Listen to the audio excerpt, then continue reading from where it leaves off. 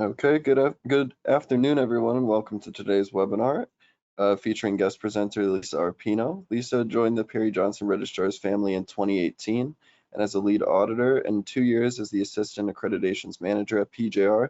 Her expertise revolves around auditing ISO and EHS standards. All the attendees are going to be muted throughout the webinar, but if you have any questions for the presenter, we encourage you to utilize the question tab within the GoToWebinar panel, and we're going to get to those at the end. So I'm going to hand it over to Lisa. Thank you for joining us today.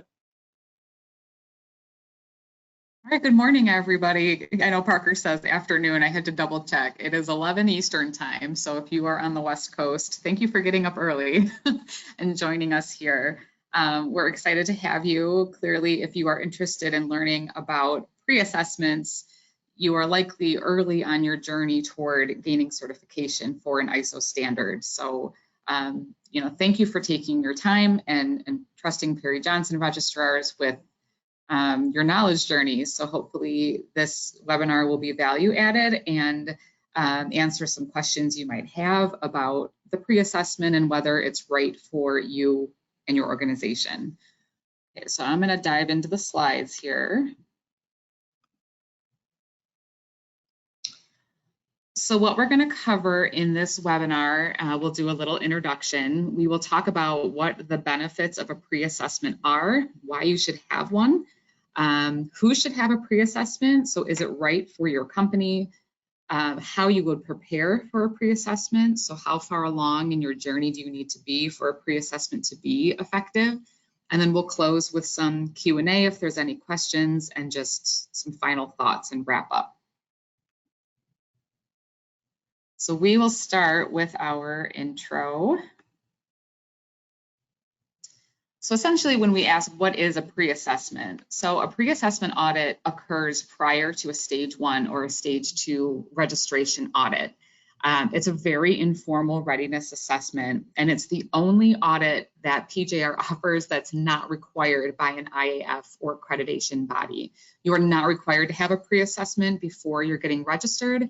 It's just sort of another, notch in your tool belt to help gain some more insight into the audit process and what might be expected of you at a stage 1, stage 2. So we offer it as a tool. We think it's a good value add, but again, not required. I'm gonna navigate my little box out of the way here. Okay. So pre-assessment audits provide new or potential clients with an opportunity to engage with a PJR auditor prior to their official registration audit to help determine if their key QMS requirements are in place. The key thing about this I want to mention, and we're going to say it a couple times just so it's very clear, a pre-assessment is not a consultation. So a PJR auditor cannot suggest improvements or advise you how to resolve any gaps that are identified during a pre-assessment. They're not going to tell you how to fix problems. They're only going to point out what is conforming or non-conforming from a third-party auditor standpoint. So they will provide feedback and some insight into the strengths and weaknesses that they see in your system. But unfortunately, they are not going to be able to help you resolve those issues. So if you're currently working with a consultant or thinking maybe we should do a pre-assessment instead of a consultation, they're not interchangeable. Just want to make that really clear, okay? So what are some benefits of a pre-assessment audit? I think the biggest benefit of a pre-assessment is just gaining insight into the third-party auditing process. It really helps you understand what's going to be expected during a stage 1 or stage 2. So this is of particular value if you have never been registered for any ISO standards before, okay? In some cases, it may reduce time between a stage 1 and stage 2 audit. And why I point that out is, let's say, you choose to not have a pre-assessment, and then during the stage 1, your auditor identifies some areas of concern that maybe will take a little more time than you anticipated before the stage 2 audit is scheduled to happen. A pre-assessment will identify some of those areas early so that by the time the stage 1 happens, everything should be neatly buttoned up and ready to go so the stage 2 can proceed really quickly. I've had clients that do a pre-assessment and they wait almost a year before they do their stage 1 because they've identified they have significant concerns or some big gaps that they just don't have the resources to close to make them ready for a stage 1. So if you're not sure how ready you are to get registered, a pre-assessment would likely be a perfect option for you.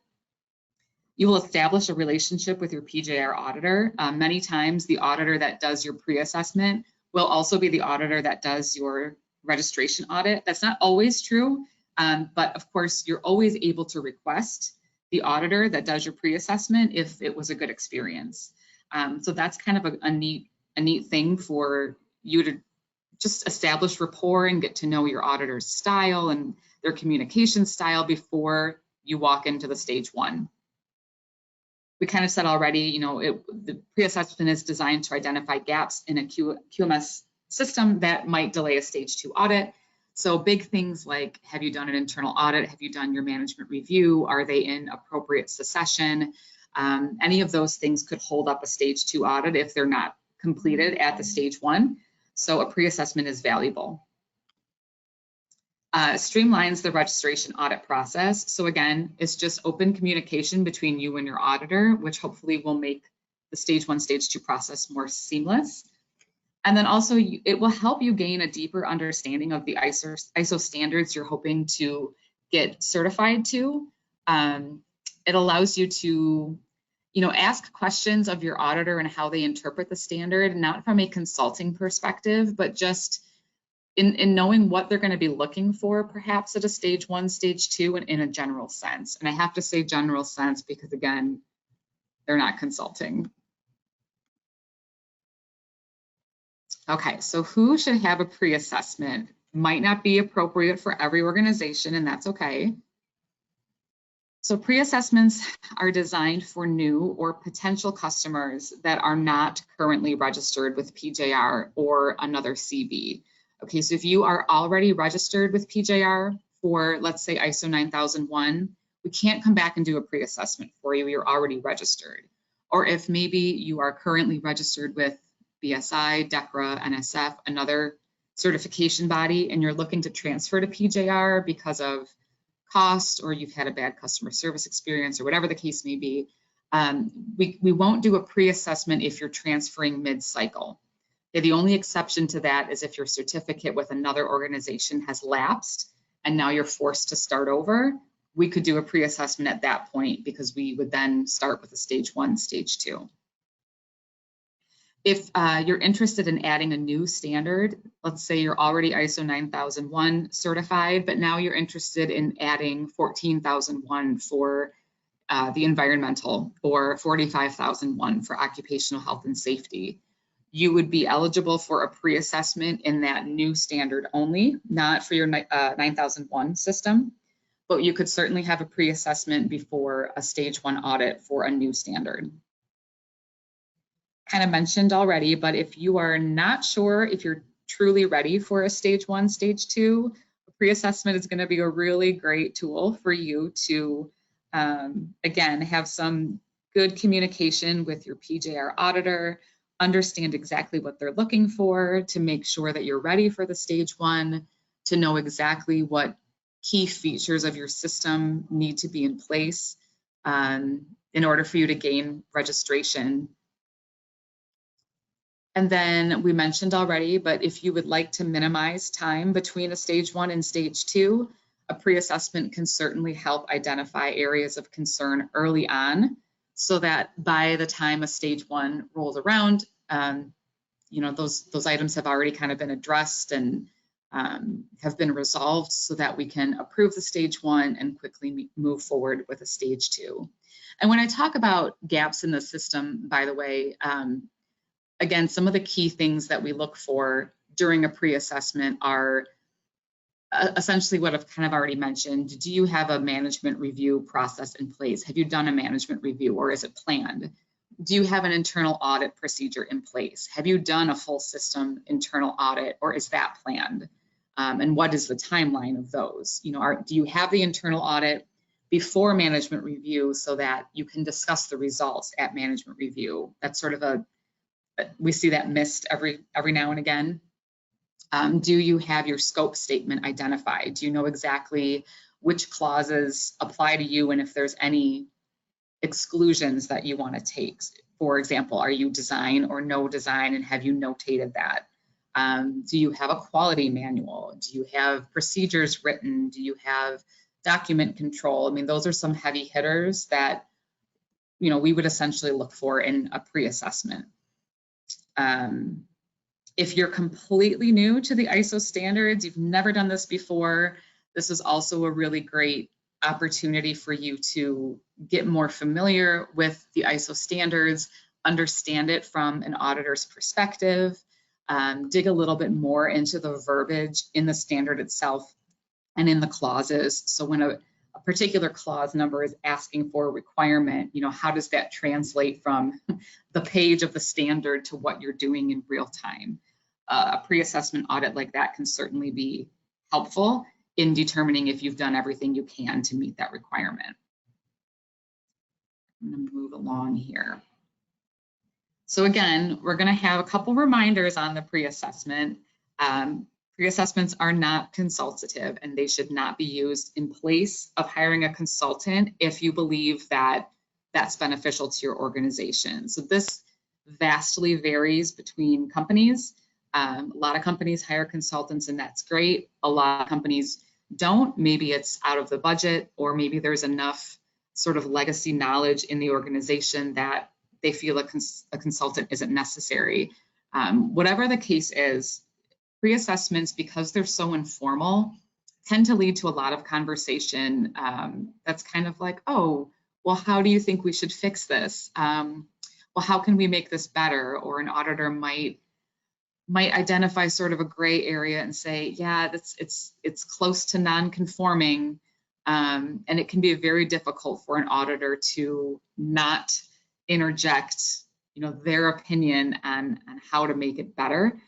So we just want to make sure that you understand you're not bringing in a PJR auditor to have them help you fix issues. It's just to help you identify if there are gaps that would slow down your registration. There are no official rules for a pre-assessment. Again, we said that early on, they're not required.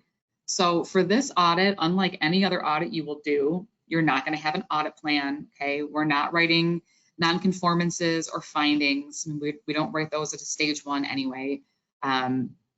There's no formal written audit report, but we do have a template that our auditors use that's pretty much free form, that they will provide some feedback on the areas that they look at and just give a recommendation for conforming or non-conforming based on what they see. The other thing that makes them very unique is that pre-assessments are client-driven, not auditor-driven. So you're in the driver's seat in terms of what you want your auditor to look at. When I conduct pre-assessments, you know, I like to ask the clients, have the things ready that you'd like me to look at, whether that's your quality manual, maybe it's your corrective action procedure, management review minutes, maybe they have adopted a new process for, I don't know, work instructions or whatever the case may be. I say, have ready whatever you'd like me to see. And beyond that, I may suggest these are some typical things that I look at other companies just to give them something to prepare. Okay, but ultimately, if you decide, hey, I only want the pre-assessment to cover these, you know, 4 or 5 areas, that's fair game. We are not going to, and your auditor will not come at you with an audit plan that's highly detailed and covers every single area of the standard. It's really an opportunity for you to, you know, determine the areas that you think are maybe weaker in your system and presenting those in a safer environment than if you would at a stage 1 or stage 2. Okay, so how to prepare for a pre-assessment. We touched on this just briefly. So again, you're going to want to have your key QMS documents available. So those are things that we've already talked about: quality manual, internal audit records, your management review minutes, your KPIs, your metrics, you know, what are your objectives and your targets, what's driving your business, things like scope statement, exclusions, maybe documentation structure, all of those sort of nuts and bolts items should be, available if you want them to be seen. If a pre-assessment's virtual, and 99% of the time, we will happily do a virtual pre-assessment because they are primarily documentation and administrative, driven processes. We're not necessarily getting out on your production floor and seeing what's happening, although we could. But it's really more to confirm, again, readiness from a bare bones perspective. So you need to make sure that if we're doing a virtual pre-assessment, that there is sufficient Wi-Fi coverage, you have familiarity with video conferencing technology like Teams or Zoom or whatever platform your company's using, and that you've got somebody that knows how to do screen sharing. And I'd say that, tongue in cheek, because we do still have a couple folks that are a little bit uncomfortable with the screen share, and it can get a little bit clunky. We certainly can utilize email for sharing of documents, but depending on what your organization's security measures are, that's not always appropriate to, send documents externally. And again, we want you to identify your own areas of weakness. You know your system, we don't know your system. So if you're going to have a pre-assessment and you want the best value out of it, I would throw myself under the bus. These are all the things that we're struggling with. We want you to take a look at it. A pre-assessment is certainly, think of it as like a dress rehearsal, right? I mean, that's the opportunity to get all of the things that are a problem out of the way before opening night, okay? So hiding those things is not gonna help you. Trying to say, oh, everything looks perfect, we should be good to go for a stage one, and kind of covering up where you might have some issues is not gonna help you. If you really wanna take full advantage of a pre-assessment, be honest with yourself, be honest with your team, and just, be prepared to share sort of the nitty gritty so that you get the most value out of a pre-assessment. Again, your auditor will not provide an audit plan, but they will reach out to you in advance to introduce themselves. They'll establish a start time. They may, again, ask what kinds of things you'd like to look at, or they may offer suggestions if you aren't sure. If the auditor is virtual, they're going to provide a link for you to join, similar to this platform. Or again, if you have your own Teams account or Zoom account that you'd rather use, you can establish that through email communication. And finally, just relax. There is no passing or failing a pre-assessment, okay? You're not getting written findings. It's not going to prevent you from moving forward to a stage one if that's what's next on your calendar. Again, it's really just, it's a readiness assessment. The only thing that your report may reflect, with a negative connotation, and I don't even like to use that word, but opportunities would just be some concerns or some gaps that your auditor thinks could be tightened up before stage one. But by no means will a pre-assessment result in your auditor saying, this company should not be registered. We are not going to recommend them. That's absolutely not the point of a pre-assessment. It's a tool to help you identify how you can clean everything up, put a bow on it, so you're ready to go for your stage one and stage two. All right, so I will open it up to any questions if there are any. There's a chat feature if anybody would like to type a question. I'll just give that a beat. Thank you. Yeah, we're gonna give it a minute, see if any questions come in. No problem.